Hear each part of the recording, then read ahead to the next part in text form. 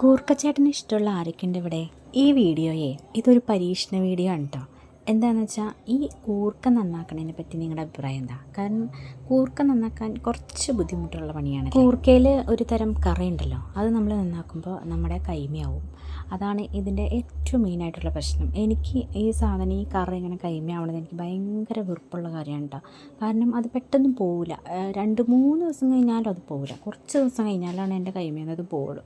അത് എനിക്ക് ഭയങ്കര ഇഷ്ടക്കുറവുള്ള കാര്യമാണ് കേട്ടോ. എന്നാൽ ഇത് കഴിക്കാൻ നല്ല ടേസ്റ്റാണല്ലേ. നല്ല ഇടിച്ച മുളകും പിന്നെ ചുമന്നുള്ളിയും വെളുത്തുള്ളിയൊക്കെ ചേർത്ത് നന്നായിട്ട് ഇത് ഒന്ന് ഒലത്തിയെടുക്കുകയാണെങ്കിൽ നല്ല ടേസ്റ്റായിരിക്കും. അപ്പോൾ കൂർക്ക ഞാൻ ഈ ഒരു മാർഗ്ഗത്തിലൂടെ തൊലി കളയുന്നതിനെ പറ്റി ഞാൻ എൻ്റെ അപ്പച്ചീനോടും ആൻറ്റീനോടും ചിറ്റാനോടും അവരൊക്കെ കുറച്ച് പ്രായമുള്ളവരാണ്.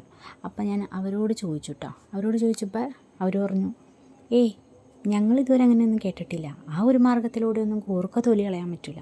നമ്മൾ കൈ കൊണ്ട് തന്നെ കളയണം, അല്ലെങ്കിൽ മറ്റേ കല്ലിലിട്ട് കൊട്ടി അങ്ങനെയൊക്കെ ചില മാർഗ്ഗത്തിലൂടെയൊക്കെ കളയണം എന്നവരെന്നോട് പറഞ്ഞു കേട്ടോ. പക്ഷെ ഞാൻ ആ കാര്യം വിട്ടില്ല കേട്ടോ. എന്തായാലും ഒന്ന് പരീക്ഷിച്ച് നോക്കിയിട്ടേ കാര്യമുള്ളൂ.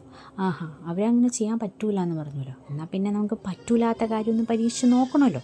അങ്ങനെ ഞാൻ കുറച്ച് കൂർക്കയെടുത്ത് നല്ലപോലെ മണ്ണുണ്ടല്ലോ, അപ്പോൾ അതുകൊണ്ട് തന്നെ നല്ലപോലെ കഴുകിയതിന് ശേഷം കുക്കറിനകത്തിട്ടിട്ട് കുറച്ച് ഉപ്പും കുറച്ച് വെള്ളവും കൂടി ഒഴിച്ചിട്ട് 2 വിസിലടിക്കാൻ പാകത്തിന് വേവിക്കാൻ വെച്ചു കേട്ടോ. അങ്ങനെ 2 വിസിൽ മാത്രം അടിച്ചു കഴിഞ്ഞതിന് ശേഷം ഓഫ് ചെയ്തിട്ട് കുറച്ച് കഴിഞ്ഞപ്പോൾ അതിൻ്റെ പ്രഷറൊക്കെ പോയതിന് ശേഷം ഞാൻ തുറന്ന് തണുത്ത വെള്ളത്തിലിട്ട് ഒന്ന് തണുപ്പിച്ചെടുത്തതിന് ശേഷം ഞാൻ അതിൻ്റെ തൊലി കളഞ്ഞു കേട്ടോ. കളഞ്ഞു നോക്കിയപ്പോൾ എന്താ തൊലി പോകുന്നുണ്ട്, ഒരു കുഴപ്പമില്ല. അപ്പം നമ്മുടെ കൈമ കറയാവണില്ല.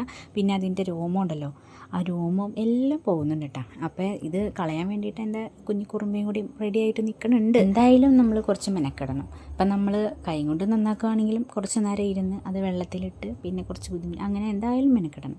അപ്പോൾ ഇത് വേവിച്ച് കഴിഞ്ഞിട്ടാണെങ്കിലും കുറച്ച് ബുദ്ധിമുട്ടുള്ള പണിയാണ്, കാരണം തൊലി കളയണമല്ലോ.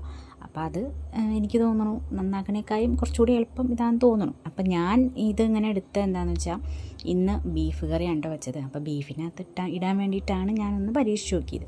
അപ്പോൾ ഞാൻ കുറച്ചാണ്ട് എടുത്തിട്ടുണ്ടായിരുന്നു. നമ്മൾ എന്തും പരീക്ഷിച്ച് നോക്കുന്ന സമയത്ത് കുറച്ച് ആണല്ലോ നമ്മൾ പരീക്ഷിക്കാൻ പാടുള്ളൂ, കാരണം വെറുതെ സാധനം വേസ്റ്റാക്കി കളയണ്ടല്ലോ. അപ്പോൾ ഇതുപോലെ ചെയ്തിട്ടുള്ള ആരെങ്കിലും ഉണ്ടെങ്കിൽ ഒന്ന് പറയണം കേട്ടോ.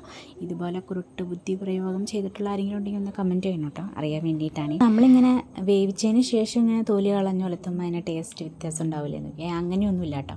കൂർക്കയുടെ ടേസ്റ്റ് എന്താണോ അത് തന്നെ ഉണ്ടാവുള്ളൂ, അല്ലാണ്ട് ടേസ്റ്റിനൊന്നും പ്രത്യേകിച്ച് മാറ്റമൊന്നും ഉണ്ടാവില്ല കേട്ടോ.